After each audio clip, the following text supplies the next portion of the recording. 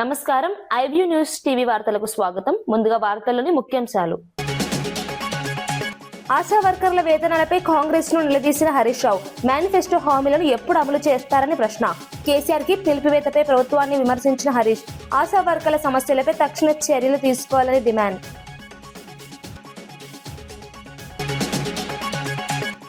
మిట్టల project credit పై చంద్రబాబుపై జగన్ తీవ్ర విమర్శలు. భూములు ఇచ్చింది తమ ప్రభుత్వమేనని జగన్ స్పష్టీకరణ. అబద్ధపు ప్రచారాలతో ప్రజలను మోసం చేస్తున్నారని ఆరోపణ. ప్రాజెక్టులపై నిజాలు వెల్లడించాలని ప్రభుత్వానికి జగన్ డిమాండ్.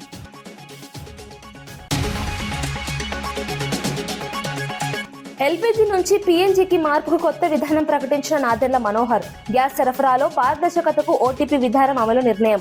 బ్లాక్ మార్కెటింగ్ అరికట్టేందుకు కఠిన చర్యలు తీసుకుంటామని హెచ్చరిక. నగరాల్లో పీఎన్జీ వినియోగం పెంపే ప్రభుత్వ దృష్టి. అరటి వాహనం నడుపుతూ రైతుల కోసం షర్మిల వినూత్న నిరసన. గిట్టుబాటు ధరల కోసం కలెక్టరేట్ కు చేరుకున్న షర్మిల రైతుల నష్టాలపై ప్రభుత్వం వెంటనే స్పందించాలన్న డిమాండ్. వినూత్న నిరసనతో రైతులకు మద్దతుగా నిలిచిన షర్మిల.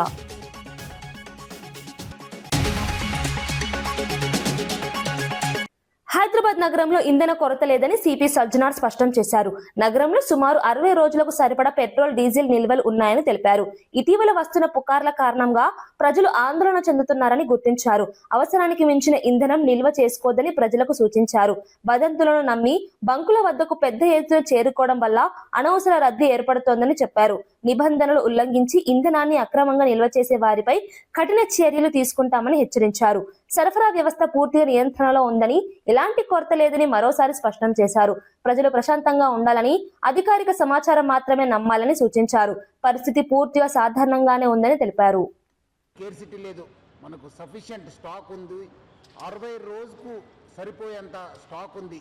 అది ఎందుకో ప్యానిక్ అయ్యి చాలామంది వాళ్ళు 2 వీలర్ కావచ్చు, 4 వీలర్ కావచ్చు, అన్నీ ఫుల్ ట్యాంక్ చేసుకుంటున్నారు. మనము మొన్న 22 రోజు చూస్తే 3024 KL మనకు ఆ రోజు సేల్ కావడం జరిగింది. నిన్నే చూస్తే 6400 KL మనము సేల్ కావడం జరిగింది. అంటే ఆల్మోస్ట్ డబల్ సేల్ కావడం జరిగింది. పబ్లిక్ అంతా ప్యానిక్తోని ఫుల్ చేసుకుంటున్నారు. ఎవరు కూడా ప్యానిక్ కావద్దు. సఫిషియెంట్ ఫ్యూయల్ ఉంది మా దగ్గర, సఫిషియెంట్ స్టాక్ ఉంది. ప్యానిక్తో వచ్చి అన్ని దగ్గర లైన్ కడుతున్నారు. చాలా వాల్ టైం కూడా వేస్ట్ చేస్తున్నారు. ఒక ప్యానిక్ సిచ్యువేషన్ క్రియేట్ చేయడం జరుగుతుంది.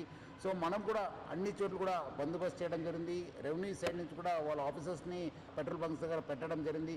ఈ మధ్యలో కొంత పెట్రోల్ బంక్స్ కూడా నో స్టాక్ ఎందుకు పెట్టారంటే మనము డబల్ సేల్ కావడంతో ఉన్న ట్యాంక్లో ఉన్న మొత్తము ఫ్యూయల్ అయిపోయింది. సో ఈ రీఫిల్లింగ్ కోసము మనకున్న 320 ట్యాంకర్స్ ఉన్నాం హైదరాబాద్ సిటీలో. 4 రావడంలో కొంచెం టైం కావడంతో అక్కడ నో స్టాక్ పెట్టడం జరిగింది. కానీ ఫ్యూల్ లేదని చెప్పి వాళ్ళు నో స్టాక్ పెట్టలేదు. సో చాలామంది రకరకాల పుకార్లు పెడుతున్నారు. చాలా చోట్ల అక్కడ ఏదో గుజరాత్లో అయింది, ఢిల్లీలో అయింది, రాజ్కోట్లో అయింది, సూరత్లో అయింది, చాలా షార్టేజ్ ఉందని చెప్తారు. అది అలాంటి ఎవరు పుకార్లు నమ్మొద్దు. పబ్లిక్ ఎవరు కూడా ప్యానిక్ కావద్దు. సఫిషియెంట్ ఫ్యూయల్ ఉంది మా దగ్గర. 60 రోజుకు సరిపోయేంత ఫ్యూయల్ ఉంది. మనం చాలా డీటెయిల్గా రివ్యూ చేయడం జరిగింది. సో పబ్లిక్ ఎవరు కూడా ప్యానిక్ అయ్యి పెట్రోల్ బంక్స్ దగ్గర చేరొద్దు. మీకు సఫిషియెంట్ స్టాక్ ఉంటుంది. ఎవరు కూడా ఫుల్ ట్యాంక్ చేసుకొని మళ్ళీ అనవసరం కూడా ఇబ్బంది పడొద్దని చెప్పి నేను మరీ కోరుతున్నాను. అదేవిధంగా పెట్రోల్ బంక్స్ ఎవరెవరు ఉన్నారు, హెచ్పిఎస్సిఎల్, ఐఓసిఎల్, బీపీసీఎల్, నైరా వాళ్ళతో ప్లస్ అదేవిధంగా రిలయన్స్ యాజమాన్యతో కూడా మనము టచ్లో ఉన్నాను. వాళ్ళతో కూడా మాట్లాడడం జరిగింది. వాళ్ళు కూడా ఇదే చెప్తున్నారు. ఏమంటే అనవసరం ప్యానిక్ సిచ్యువేషన్ క్రియేట్ అయింది సార్. సో అలాంటి పరిస్థితి లేదు, సఫిషియెంట్ ఫ్యూయల్ ఉందని కూడా వాళ్ళు తెలియపరిచారు. కొన్ని చోట్ల ఈ వీడియో సర్క్యులేట్ అవుతున్నాయి. ఎందుకంటే చాలా లైన్స్ ఉండడంతో సోషల్ మీడియాలో బాగా సర్క్యులేట్ కావడం జరుగుతుంది. ఇక్కడ రష్ ఉంది, ఇక్కడ రష్ ఉంది, ఇక్కడ నో స్టాక్ బోర్డు ఉందని చెప్పి. సో అలాంటి ఎవరు కూడా వార్తలు నమ్మొద్దని చెప్పి నేను ప్రభుత్వ తరఫు నుంచి, నా తరఫు నుంచి, జిల్లా యంత్రాంగం తరఫు నుంచి కూడా కోరుతున్నాను. నగర ప్రాంతాల్లో గ్యాస్ వినియోగంపై మంత్రి నాదెళ్ల మనోహర్ కీలక నిర్ణయం ప్రకటించారు. ఎల్పీజీ సిలిండర్ల వినియోగం నుంచి పైపుడు నేచురల్ గ్యాస్ వైపు మారేందుకు కొత్త విధానం తీసుకువస్తున్నట్లు తెలిపారు. ఈ విధానం ద్వారా గ్యాస్ సరఫరాను పారదర్శకంగా నిర్వహించేందుకు ఓటీపీ ఆధారిత ధృవీకరణ విధానాన్ని అమలు చేస్తామని చెప్పారు. దీనివల్ల అక్రమ వినియోగం, బ్లాక్ మార్కెటింగ్ నియంత్రణలోకి వస్తుందని వివరించారు. అక్కడ వాళ్ళందరినీ కూడా ఆ ఫెసిలిటీని ఉపయోగించుకోమని పూర్తి స్థాయిలో రేపటి నుంచి ఒక కొత్త పాలసీ, ఒక విధానం తీసుకొచ్చి ప్రజలందరిలో కూడా ఒక ధైర్యం తీసుకొచ్చే విధంగా మేము ఈ కార్యక్రమాన్ని ముందుకు తీసుకెళ్ళగలుగుతున్నాం. కమర్షియల్ సిలిండర్లు ఎవరైతే వాడుతున్నారో కేంద్ర ప్రభుత్వం 2 రోజుల క్రితం 10% కాస్త 20% పెంచారు. 26వ తారీఖున ఒక ట్యాంకర్ ఎల్పిజి సంబంధించిన ట్యాంకర్ మనకి విశాఖపట్నం పోర్టుకి రాబోతుందనే సమాచారం మనకి ఆయిల్ కంపెనీస్ అందించారు. గ్రామీణ ప్రాంతాల కోసం, ప్రత్యేకంగా గిరిజన ప్రాంతాల కోసం కేంద్ర ప్రభుత్వం అందించిన 2800 కిలోలీటర్ల కిరోసిన్ అది మాకు ఆల్రెడీ అందుబాటులోకి వచ్చింది. ఏ విధంగా ఆ ప్రాంతాల్లో మనం దీన్ని సరఫరా చేయగలుగుతామో దానిపైన మేము అధ్యయనం చేస్తున్నాం. కేంద్ర ప్రభుత్వం ఆదేశాల మేరకు మార్చి 9వ తారీఖున గ్యాస్ సరఫరా ఎసెన్షియల్ కమోడిటీస్ యాక్ట్ కింద తీసుకొచ్చినప్పుడు గ్రామీణ ప్రాంతాల్లో ఒకసారి సిలిండర్ తీసుకుంటే రెండోసారి మీరు బుకింగ్ చేయడానికి 45 రోజులు కాల వ్యవధి అవసరం. పట్టణ ప్రాంతాల్లో 25 రోజుల సమయం అవసరం. నిన్న మా లెజిస్లేచర్ పార్టీ సమావేశంలో పవన్ కళ్యాణ్ గారి అధ్యక్షతన జరిగిన సమావేశంలో డీలిమిటేషన్ అనేది ప్రధానంగా చర్చకు వచ్చింది. గౌరవ ఉప ముఖ్యమంత్రి గారు ఇచ్చిన సూచన మేరకు త్వరలోనే జనసేన పార్టీలో సబ్ కమిటీ ఏర్పాటు చేసుకుని దానిపైన పూర్తి అవగాహన, at the same time party పరంగా మేము ఏ విధంగా సిద్ధమవ్వాలి, ఎటువంటి ప్రజెంటేషన్స్ చేయాలి, ఎందుకంటే గతంలో అనుభవం ఉంది కాబట్టి డీలిమిటేషన్ కమిషన్ ముందు మనం చేయాల్సిన ప్రజెంటేషన్స్ ఆ డేటా సేకరించడానికి కోసం సబ్ కమిటీ ఏర్పాటు చేయమని చెప్పారు. ప్రజలకి మరింత సేవ చేసే అవకాశం కూడా ఖచ్చితంగా దీని ద్వారా పెరుగుతుంది. ఎందుకంటే ప్రజాప్రతినిధులు ఈ రోజున లక్షల సంఖ్యలో అందరికీ అందుబాటులో ఉండాలంటే కొంచెం ఇబ్బందికరమైన పరిస్థితి మన దేశంలో. మిట్టల్ స్టీల్ డేటా సెంటర్ ప్రాజెక్టులపై మాజీ సీఎం వైఎస్ జగన్ ఘాటు వ్యాఖ్యలు చేశారు. ఈ ప్రాజెక్టుల క్రెడిట్ ను సీఎం చంద్రబాబు దొంగిలిస్తున్నారని ఆరోపించారు. నక్కపల్లిలో భూములు ఇచ్చింది తమ ప్రభుత్వమేనని గుర్తు చేశారు. ఆ సమయంలో రాని మిట్టల్ కంపెనీ ఇప్పుడు ఎలా వచ్చిందని ప్రశ్నించారు. చంద్రబాబు ముఖం చూసి కంపెనీలు వస్తాయా అంటూ విమర్శించారు. అబద్ధపు ప్రచారాలతో ప్రజలను మోసం చేయడం మానుకోవాలని హెచ్చరించారు. ప్రాజెక్టులపై నిజాలు ప్రజలకు తెలియజేయాల్సిన బాధ్యత ప్రభుత్వానిదని అన్నారు. ఈ వ్యాఖ్యలు రాష్ట్ర రాజకీయాలు మరోసారి వేడి పెంచాయి. అధికార ప్రతిపక్షాల మధ్య మాటల యుద్ధం కొనసాగుతోంది. ఈ అంశంపై ఇంకా రాజకీయ వివాదం ముదురుతోంది. కలిసి వాళ్ళు అప్పట్లోనే గ్రీన్కో ప్రాజెక్టులో దాదాపుగా 4,800 కోట్ల రూపాయలు కర్నూలులో కడతా ఉన్న పంప్ స్టోరేజ్ ప్రాజెక్టులో భాగం తీసుకొని గ్రీన్కోలో 4,800 కోట్ల రూపాయలు పెట్టుబడులు పెట్టడానికి ఆ రోజుట్లో డావోస్లో అప్పుడే నా సమక్షంలోనే అవగాహన కుదురుంది. అది కాక అప్పట్లోనే ఎస్ఆర్ స్టీల్ వీళ్ళు కొనుగోలు చేసి దాంట్లో ఎక్స్పాన్షన్ కూడా పోతూ 1,000 కోట్ల రూపాయలు పెట్టుబడి పెట్టేదానికి కూడా ఆ రోజే నా సమక్షంలోనే అది కూడా జరిగింది. ఇది కాక వీళ్ళను కొత్త స్టీల్ ప్లాంట్ పెట్టడానికి అడుగులు ముందుకు వేయండి అని చెప్పి ఆహ్వానించింది నేను.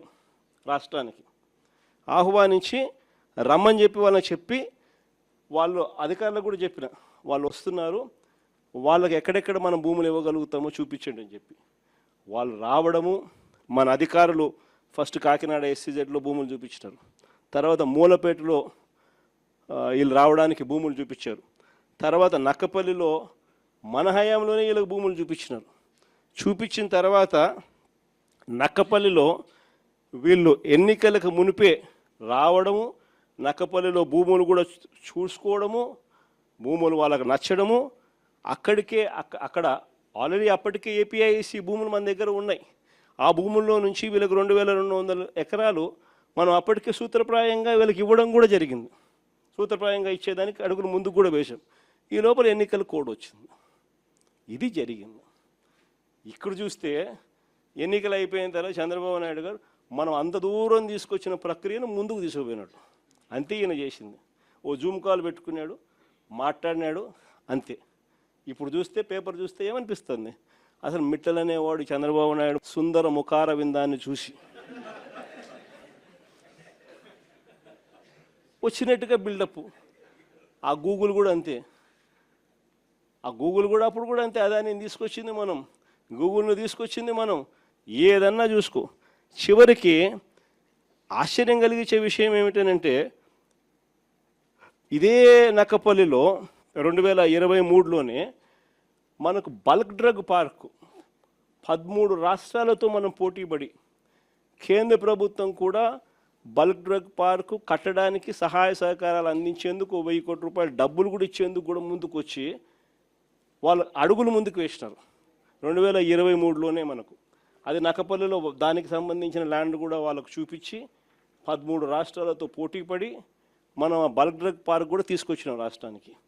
ఇప్పటికీ 2023లో పార్క్ తీసుకొచ్చినాము. ఇప్పుడు చంద్రబాబు నాయుడు వచ్చి 2 సంవత్సరాలు అయిపోయింది. ఇప్పటికీ ఆ బల్క్ డ్రగ్ పార్కు అడుగులు ముందుకు పడ్డంలా కొన్ని లక్షల కోట్ల పెట్టుబడులు, కొన్ని వేల ఉద్యోగాలు కార్యక్రమం దానివల్ల జరుగుతుంది. అట్లాంటిది అక్కడ కూడా అడుగులు ముందుకు వేయడంలా వెనక్కి పోయింది. దాన్ని మళ్ళీ కాంప్లికేట్ చేస్తూ అక్కడ ఉన్న ల్యాండ్ సరిపోతుంది, ఆ ల్యాండ్ సరిపోదని చెప్పి ఇంకా ఎక్కువ ల్యాండ్ కావాలని చెప్పి ఇంకా అడుగులు ముందుకు వేసినారు. వేసేసరికి కథ రివర్స్ అయింది. ఆశా వర్కర్ల వేతనాల అంశంపై మాజీ మంత్రి హరీష్ రావు కాంగ్రెస్ ప్రభుత్వాన్ని ప్రశ్నించారు. ఎన్నికల మేనిఫెస్టోలో 18,000 వేతనం ఇస్తామని హామీ ఇచ్చారని గుర్తు చేశారు. ప్రస్తుతం ఆశా వర్కర్లు నిరసనలు చేపడుతున్నారని తెలిపారు. ఇచ్చిన మాట ప్రకారం ఎప్పుడు అమలు చేస్తారో చెప్పాలని డిమాండ్ చేశారు. కేసీఆర్ కిట్ పథకాన్ని నిలిపివేయడం వల్ల ప్రభుత్వ ఆసుపత్రుల్లో ప్రసవాలు తగ్గాయని అన్నారు. ఇన్స్టిట్యూషనల్ డెలివరీలు 20% తగ్గడం ఆందోళనకరమని పేర్కొన్నారు. ఈ పరిస్థితిపై ప్రభుత్వం ఏ చర్యలు తీసుకుంటుందో స్పష్టం చేయాలని కోరారు. కేసీఆర్ కిట్ పథకాన్ని మళ్లీ ప్రారంభించాలన్నారు. ప్రజా సంక్షేమంపై ప్రభుత్వం స్పష్టత ఇవ్వాలని డిమాండ్ చేశారు. ఈ వ్యాఖ్యలు రాజకీయ చర్చకు దారితీశాయి. నంబర్ 3 మైనార్టీ వెల్ఫేర్ పద్దులు ఇంతవరకు అక్కడ పెట్టలేదు. అంటే మీరు ఇప్పటిదాకా బుక్కులే ఇవ్వకపోతే మెంబర్స్ ఎప్పుడు చదువుకుంటారు, రేపు పద్దుల మీద ఎట్లా మాట్లాడతారు? మీరు సాయంత్రం 5 గంటల వరకు కట్ మోషన్ సబ్మిట్ చేయాలని అన్నారు. అసలు ఆ పద్దేంతో, ఆ పద్దులో ఏం ప్రతిపాదించిందో ప్రభుత్వం ఆలోచన లేకుండా, దాన్ని చదువుకోకుండా మేము ఎట్లా కట్ మోషన్స్ ఇవ్వగలుగుతాం? సభ్యులు ఏ రకంగా మాట్లాడతారు? అంటే ఈ ప్రభుత్వానికి శాసనసభ అంటే ఇంత పట్టి లేకుండా ఉంటే ఇది కరెక్ట్ కాదు సార్. దయచేసి మీరు మా రెస్క్యూకు రావాలి. మీరు ఆ ప్రభుత్వ ఉన్నతాధికారులను పిలిపియండి. ఇది శాసనం నడిపే పద్ధతి అయితే కాదు అధ్యక్ష. మేము ఈ రకంగా ఇది నడిపే పద్ధతి అయితే కాదు. నంబర్ 1. నంబర్ 2 అధ్యక్ష, సభ కూడా మీరు మా తీవ్ర నిరసన తెలియజేయడానికి నేను మైక్ తీసుకున్నా అధ్యక్ష. ఈ రోజు ఉదయం కూడా సభ 10 గంటల 6 నిమిషాలకు స్టార్ట్ అయింది. ఏ రోజు 10 గంటలకు ఉదయం సభ స్టార్ట్ కావడం లేదు. నంబర్ 1. నంబర్ 2 అధ్యక్ష, టీ బ్రేక్ ఫర్ 10 minutes అంటున్నారు. మొన్న ముఖ్యమంత్రి గారు ఢిల్లీకి వెళ్ళి రావాలని 4 గంటలు హౌస్ 10 minutes టీ బ్రేక్ అని 4 గంటలు సభ మళ్ళీ బెల్లు కొట్టలేదు, సభ స్టార్ట్ కాలేదు. నిన్న ఆ రోజు ముఖ్యమంత్రి గారు అంతసేపు మాట్లాడినాక మా క్లారిఫికేషన్ కూడా ఇవ్వకుండా మేము 4-5 గంటలు ఇక్కడ కూర్చొని పేషెంట్ గా ఉండి ముఖ్యమంత్రి గారి సమాధానం విని క్లారిఫికేషన్ అడిగితే కూడా మాకు ఇవ్వకపోతే మేము ఎందుకు కూర్చోవాలి ఈ సభలో? మాకు అయితే అర్థమవుతలేదు. నంబర్ 2, నిన్న కూడా అధ్యక్ష, నిన్న కూడా ఏమైంది? 10 minutes టీ బ్రేక్ అన్నారు. 12 గంటలకు కొడితే నేను 3:30 వరకు నేను మాట్లాడాల్సిన స్పీకర్ను 3:30 గంటలు ఎప్పుడు బెల్లు కొడతారో అని ఇక్కడ కూర్చుంటే 3:30 గంటలు 10 minutes టీ బ్రేక్ అని ఇట్లా ఆపి సభ నడిపే పద్ధతి ఇది కరెక్ట్ కాదు. ఈ రోజు 10 minutes టీ బ్రేక్ అన్నారు. ఇవాళ బట్టి గారు ప్రిపేర్ అవుతున్నారు, ఉప ముఖ్యమంత్రి గారు అని చెప్పి 1:30 నుంచి బెల్లు కొట్టారు, రారు. మరి 10 నిమిషాలు టీ బ్రేక్ అని 1:30 సేపు ఈ సభను ఇష్టారాజ్యంగా నడిపే పద్ధతి కరెక్ట్ కాదు. ఇట్లా మీరు సమయపాలన పాటించకపోవడం కానీ, ఇప్పటి వరకు పద్దులకు సంబంధించినటువంటి పుస్తకాలు రాకపోవడం కానీ, అదేవిధంగా మాకు బుక్స్ కూడా ఇవ్వకపోవడం, క్లారిఫికేషన్స్ ఇవ్వకపోవడం వల్ల ఈ రోజు బట్టి గారి రిప్లైని బీఆర్ఎస్ పార్టీ తీవ్ర నిరసన తెలియజేస్తూ ఈ సభ నడుపుతున్న తీరుకు మాకు మా క్లారిఫికేషన్స్ కి అవకాశం మన ముఖ్యమంత్రి గారు గవర్నర్ ప్రసంగం సందర్భంగా ఇవ్వనందుకు, సమయానికి బుక్స్ ఇవ్వనందుకు మా నిరసన తెలియజేస్తూ ఈ రోజు మేము బట్టి గారి రిప్లైని వాకౌట్ చేస్తున్నాం. కాంగ్రెస్ పార్టీకి రాజీనామా చేసిన జీవన్ రెడ్డి కీలక వ్యాఖ్యలు చేశారు. మధ్యాష్ కి చిన్నారెడ్డి వంటి సీనియర్ నేతలను పక్కన పెట్టి వేం నరేందర్ రెడ్డికి రాజ్యసభ సీటు ఇవ్వడం సరైన నిర్ణయం కాదని అన్నారు. పార్టీలో సీనియర్లకు గౌరవం ఇవ్వాల్సిన అవసరం ఉందని స్పష్టం చేశారు. ముఖ్యమంత్రి రేవంత్ రెడ్డి సీనియర్ నాయకులను పట్టించుకోవాలని సూచించారు. గత 2 సంవత్సరాలుగా పార్టీలో ఎన్నో ఇబ్బందులు ఎదుర్కొన్నానని తెలిపారు. తనకు తగిన గుర్తింపు ఇవ్వలేదని అసంతృప్తి వ్యక్తం చేశారు. పార్టీ వ్యవహారాల్లో పారదర్శకత ఉండాలని కోరారు. ఈ వ్యాఖ్యలతో కాంగ్రెస్ పార్టీలో అంతర్గత విభేదాలు బయటపడ్డాయి. ఈ పరిణామం రాష్ట్ర రాజకీయాల్లో చర్చకు దారితీస్తోంది. భవిష్యత్తులో పార్టీపై దీని ప్రభావం ఎలా ఉంటుందన్నది ఆసక్తికరంగా మారింది. నాకు ఎదురు పర్లో పోయేదేంది అంటూ నేను మనం పోయేదేందని చెప్పర్రా. పోరాడదామద్దా చెప్పండి, పోరాడదామద్దా? మరి ఇక్కడ అడగదొక్కబడదామా?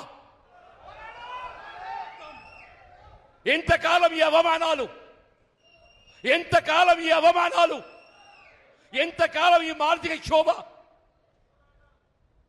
అంటే కాంగ్రెస్ పార్టీ నుంచి ఎవడు ఎదగద్దు, కాంగ్రెస్ పార్టీ నుంచి ఎవడు ఎదగద్దు. నీ చెప్పు చేతుల్లో ఉండేటోడు, నీ దయా దాక్షిణ్యాలకు లొంగేటోడు, నీ అడుగులకు అడుగులు ఎత్తటోడు, వాడు మాత్రమే కాంగ్రెస్ పార్టీలు కొనసాగాలి.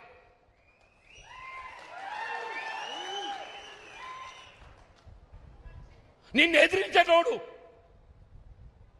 ఇలా రాహుల్ గాంధీ ఆలోచనకు అనుగుణంగా నడిచేటోడు. నువ్వు ఎవరిని అడగదొక్కుతున్నావే? రాహుల్ గాంధీ గారి ఆలోచనకు అనుగుణంగా నడిచేటోడిని అడగదొక్కుతున్నావు అంటూ నేను. నువ్వు అడగదొక్కేది ఎవరిని కాదు, రాహుల్ గాంధీ గారి ఆలోచనకు అనుగుణంగా నడిచేటోడిని నువ్వు అడగదొక్కుతున్నావు అని చెప్పి అంటూ నేను.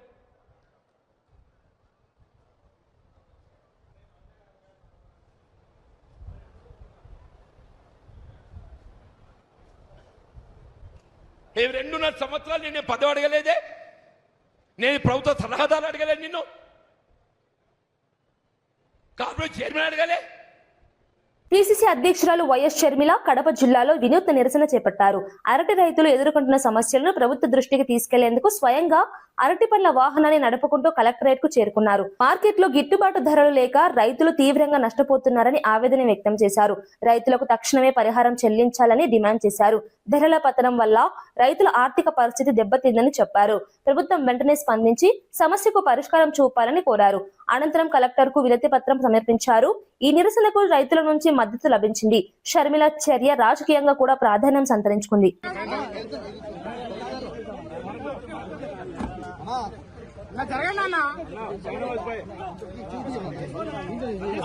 కెమెరా కట్టే ఉన్నారు, సైడ్ అన్న కొంచెం.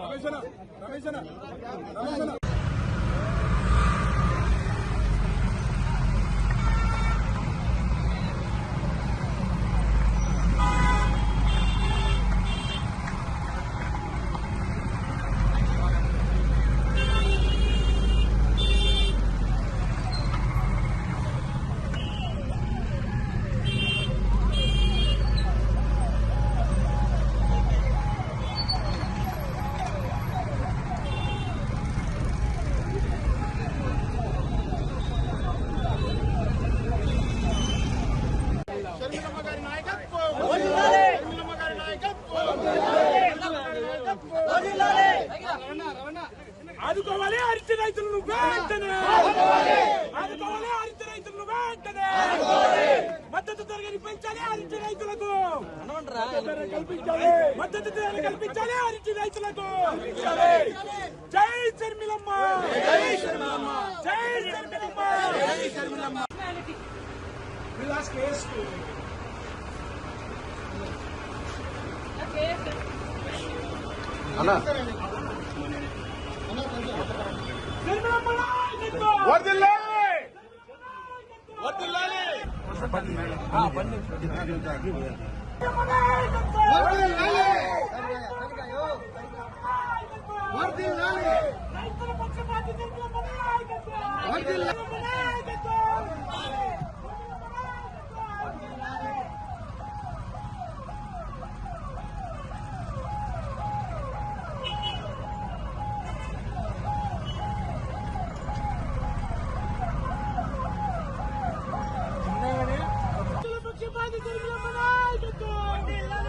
రైతుల పక్షపాతి షర్మిలమ్మ నాయకత్వం, రైతుల పక్షపాతి షర్మిలమ్మ నాయకత్వం.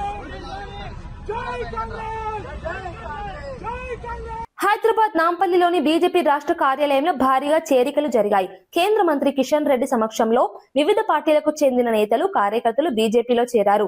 శ్రీనివాసరెడ్డి, సుభాష్ సహా పలువురు ప్రముఖ నాయకులు కాషాయ కండువా కప్పుకున్నారు. ఈ సందర్భంగా లక్ష్మణ్ సింగ్, రవి సింగ్ తదితరులను పార్టీలోకి ఆహ్వానించారు. పెద్ద సంఖ్యలో కార్యకర్తలు పార్టీలో చేరడం పార్టీకి శుభ సూచకమని నేతలు పేర్కొన్నారు. ఈ చేరికలతో పార్టీ బలోపేతం అవుతుందని అభిప్రాయపడ్డారు. రాష్ట్ర రాజకీయాల్లో బీజేపీ స్థానం మరింత బలపడుతుందని భావిస్తున్నారు. కొత్త నాయకత్వంతో పార్టీకి ఉత్సాహం పెరిగిందని తెలిపారు. ధరమ్ సింగ్, దిలీప్, ఇట్లా ఇట్లా. జై శ్రీరామ్.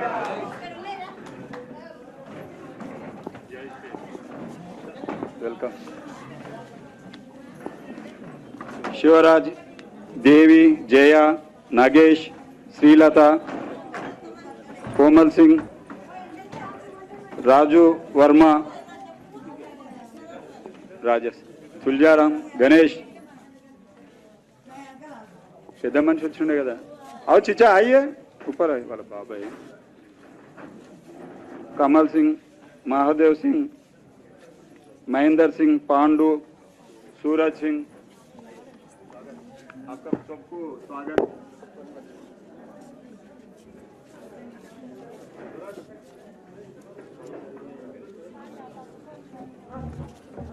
किशन भाई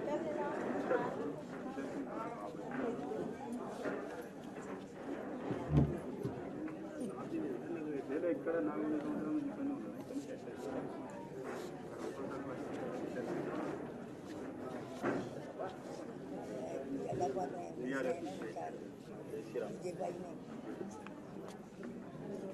మహిళా సోదరులకు కొద్దిగా ముందరికి జాగి ఇవ్వండి. రండమ్మా ముందుకు రండి. దేవి జయ వాళ్ళందరి గిట ముందుకు రండి అమ్మా. సోదరిమణులందరి గిట ముందుకు వచ్చి కూర్చోండి. జై శ్రీరామ్. జై శ్రీరామ్.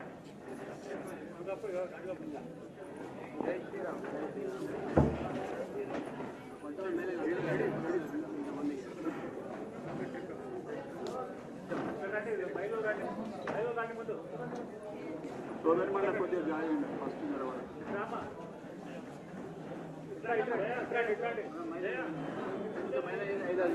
ఒక 5 మంది మహిళలు ముందుకు రండి అక్క. అదే మంచిదండి.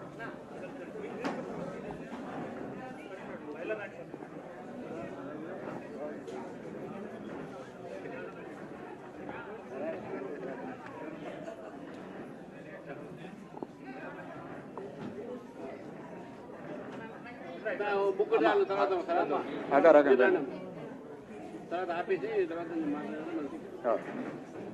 నమస్తే.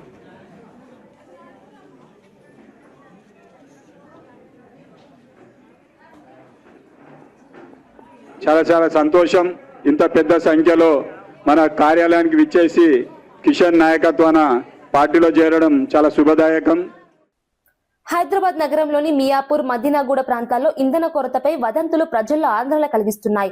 ఈ ప్రభావంతో వాహనదారులు భారీగా పెట్రోల్ బంకుల వద్దకు చేరుకుంటున్నారు. కొన్ని బంకుల్లో నో స్టాక్ బోర్డులు కనిపించడంతో ప్రజలు ఇబ్బందులు ఎదుర్కొంటున్నారు. అందుబాటులో ఉన్న బంకుల వద్ద కిలోమీటర్ల మేర వాహనాల క్యూలు ఏర్పడుతున్నాయి. ఈ రద్దీ కారణంగా ట్రాఫిక్ తీవ్రంగా ప్రభావితమవుతోంది. పరిస్థితిని నియంత్రించేందుకు ట్రాఫిక్ పోలీసులు రంగంలోకి దిగారు. అధికారులు వదంతులను నమ్మవద్దని సూచిస్తున్నారు. అవసరమైన మేరకే ఇంధనం తీసుకోవాలని హెచ్చరిస్తున్నారు. పరిస్థితి క్రమంగా సాధారణ స్థితికి వస్తుందని అధికారులు చెబుతున్నారు.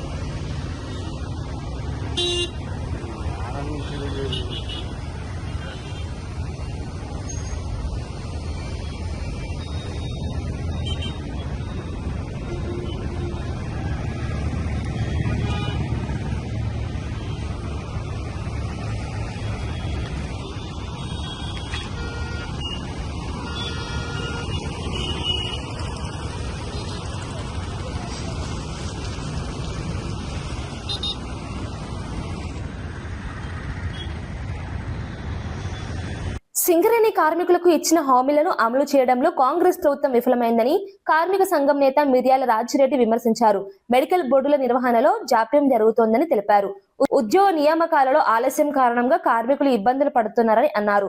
తప్పుడు లెక్కలతో సంస్థను నష్టాల్లోకి నెడుతున్నారని ఆరోపించారు. పెండింగ్ లో ఉన్న 317 మందికి వెంటనే నియామక పత్రాలు ఇవ్వాలని డిమాండ్ చేశారు. సమస్యలు పరిష్కరించకపోతే ప్రజాభవన్ ముట్టడిస్తామని హెచ్చరించారు. కార్మికుల హక్కుల కోసం పోరాటం కొనసాగుతుందని స్పష్టం చేశారు. చర్చలో భాగంగా మధుసూనాచారి గారు ఇచ్చినటువంటి ప్రశ్నకు సమాధానం ఇస్తూ బట్టి గారు సింగరేణిలో 5 సంవత్సరాల కాలంలో 2018 నుంచి 23 వరకు 13,119 మంది ఇన్వాలిడేట్ అయ్యి ఉద్యోగాలు ఎక్కువగా ఇచ్చినారు అని చెప్తూ, మేము 2 సంవత్సరాల కాలంలో 14 మెడికల్ బోర్డులు నిర్వహించి 1990 మందికి ఉద్యోగాలు ఇచ్చినామని చెప్పిండు. మీరు చెప్పిన దాంట్లోనే ఈరోజు ఆ 5 సంవత్సరాల్లో 115 మెడికల్ బోర్డులలో 13,000 మంది అంటే 114 మందికి ఒక్కొక్క బోర్డుకు ఇచ్చినటువంటి ఉద్యోగాలు. కానీ మీరు పెట్టినటువంటి 14 మెడికల్ బోర్డులలో ఒక్కొక్క బోర్డుకు 142 మంది ఇన్వాలిడేట్ అయినరు అనేటువంటిది. కాబట్టి ఎవరి కాలంలో ఏ బోర్డులో ఎంతమందిని ఇచ్చిండ్రు అనేటువంటిది అర్థం చేసుకోవాలి అనేటువంటిది కాంగ్రెస్ ప్రభుత్వానికి తెలియజేస్తా ఉన్నాం. ఈరోజు స్కాములకు స్కీమ్లకు నిలయమైనటువంటి కాంగ్రెస్ ప్రభుత్వం వాళ్ళ యొక్క తప్పిదాల్ని కప్పిపుచ్చుకోవడానికి లేదా అధికారులకు అనుకూలంగా ఉంటూ నిర్ణయాలు తీసుకున్న అనేక స్కాములు జరుగుతూ ఉంటే ఓబీ కాంట్రాక్టర్లకు అనుకూలంగా 9 బ్లాక్ రద్దు చేసినటువంటిది అయితేంది, ఇందారంలో ఉన్నటువంటి స్కామ్ అయితేంది, ఎస్ఆర్పి ఓసీలో స్కామ్ అయితేంది, అలాగే సమంత సిహెచ్పి అయితేంది, సత్తుపల్లిలో జరిగినటువంటి ఓబీ కాంట్రాక్టర్లు అయితే ఇవన్నీ స్కామ్లతో పాటుగా ఎస్టీపీపీలో నిర్మాణంలో 800 మెగావాట్స్ నిర్మాణంలో దాదాపుగా 1500 కోట్ల రూపాయల ఎక్సెస్ అయితేంది, ఎఫ్జిడి నిర్మాణంలో 200 కోట్ల రూపాయల అధికమైతేంది. ఇలాంటి నిర్ణయాల వల్లనే ఈరోజు కంపెనీ నష్టపోతుంది, ఆర్థికంగా దివాలా తీసే పరిస్థితి ఉన్నది. దీనికి తోడుగా ఈ 2 సంవత్సరాల కాలంలో లేని ప్రొడక్షన్ని, రాని ప్రొడక్షన్ని, తీయని ప్రొడక్షన్ని కాగితాల మీద చూపించి దానికి లాభాలు వచ్చేటట్టుగా చేసి ఆ లాభాల నుంచి ఇన్కమ్ ట్యాక్స్ కంపెనీ కట్టేటట్టుగా ఈరోజు రాష్ట్ర ప్రభుత్వానికి ఇచ్చేటువంటి సెస్సులు అయితేంది, వాటా అయితేంది, అలాంటిది ఇన్కమ్ ట్యాక్స్తో పాటుగా డిఎంఎఫ్టి ఫండ్ కట్టడం అయితేంది, సిఎస్ఆర్ నిధులు ఇవ్వడం అయితేంది. ఇలాంటి వాటి వలన లేని ప్రొడక్షన్ కూడా డబ్బులు చెల్లించడం వల్ల ఈరోజు సంస్థ నష్టపోతున్నది.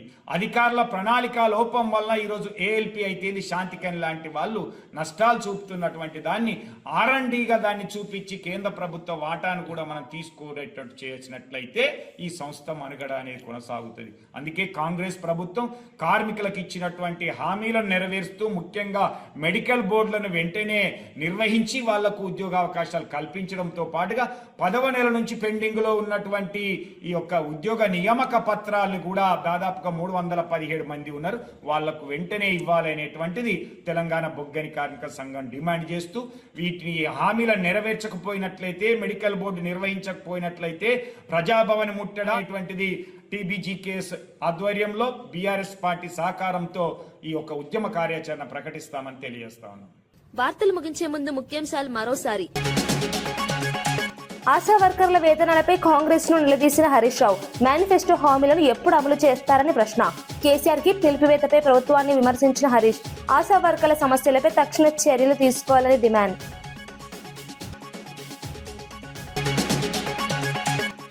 మెట్టుల ప్రాజెక్టు క్రెడిట్ పై చంద్రబాబుపై జగన్ తీవ్ర విమర్శలు. భూములు ఇచ్చింది తమ ప్రభుత్వమేనని జగన్ స్పష్టీకరణ.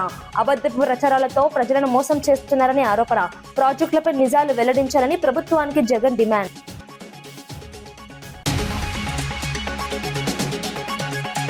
ఎల్పీజీ నుంచి పీఎన్జీకి మార్పుకు కొత్త విధానం ప్రకటించిన నాదెళ్ల మనోహర్. గ్యాస్ సరఫరాలో పారదర్శకతకు ఓటీపీ విధానం అమలు నిర్ణయం. బ్లాక్ మార్కెటింగ్ అరికట్టేందుకు కఠిన చర్యలు తీసుకుంటామని హెచ్చరిక. నగరాల్లో పీఎన్జీ వినియోగం పెంపే ప్రభుత్వ దృష్టి. అరటి వాహనం నడుపుతూ రైతుల కోసం షర్మిల వినూత్న నిరసన. గిట్టుబాటు ధరల కోసం కలెక్టరేట్ కు చేరుకున్న షర్మిల రైతుల నష్టాలపై ప్రభుత్వం వెంటనే స్పందించాలన్న డిమాండ్. వినూత్న నిరసనతో రైతులకు మద్దతుగా నిలిచిన షర్మిల.